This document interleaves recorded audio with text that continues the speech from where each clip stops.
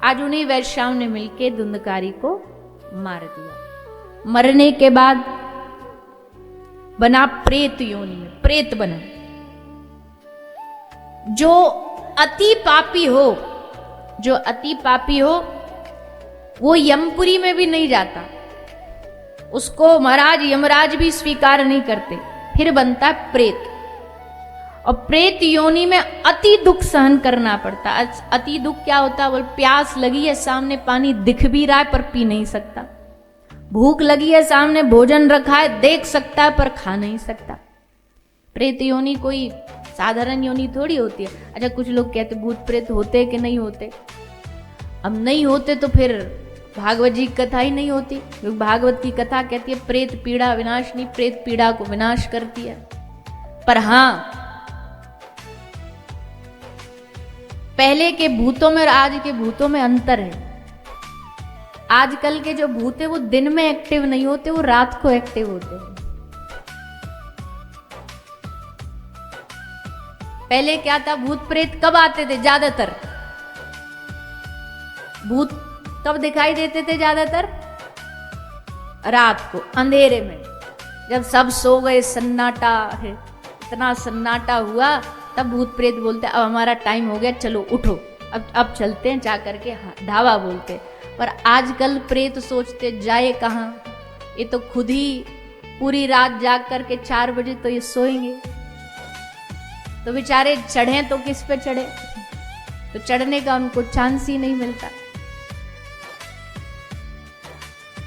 तो समय बदला, समय बदले के हिसाब से परिस्थितियां बदल गई, भूत प्रेत भी बदल गए। पहले भूत प्रेतों के लिए कथा में वो बांस लगता था, बांस में आकर के वो बैठते थे। आजकल कोई नहीं लगाता, क्यों? क्योंकि पता है आजकल भूत भी वीआईपी हो गए, बांस नहीं, इनको भी सोफा चाहिए, सोफे पे बैठ के कथा सुनेंगे, बांस से इनका काम चलना नहीं है। अब भूत भी मॉडर्न हो गए, इनका भी अब ये एडवांस्ड हो गए, सिविलाइज्ड हो गए।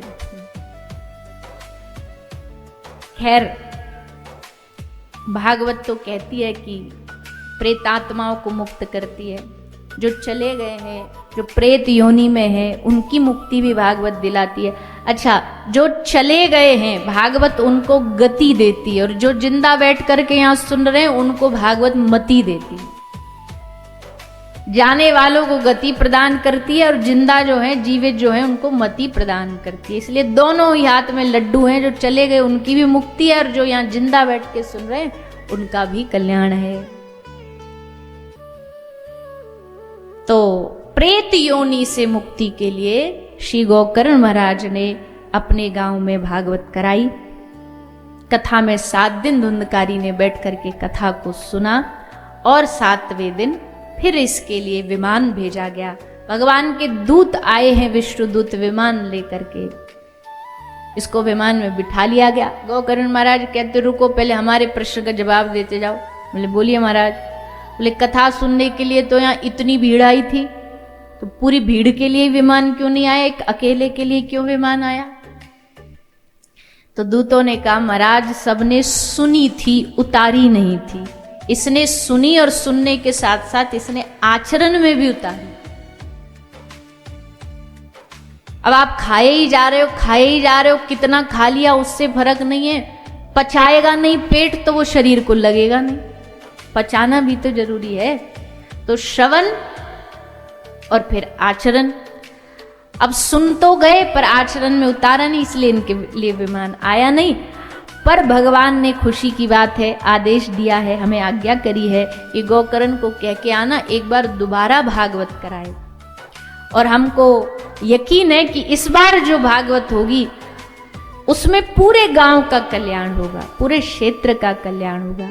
क्योंकि देखो भगवान की कथा जो कराई जाती है ना, किसी एक व्यक्ति के कल्याण के लिए नहीं होती, पूरे क्षेत्र के कल्याण के लिए होती है। इसलिए सब क्षेत्रवासियों को भी न्योता दिया जाता है कि भाई आप सब कथा में पधारिए, आपके क्षेत्र में आपके लिए कथा हो रही है।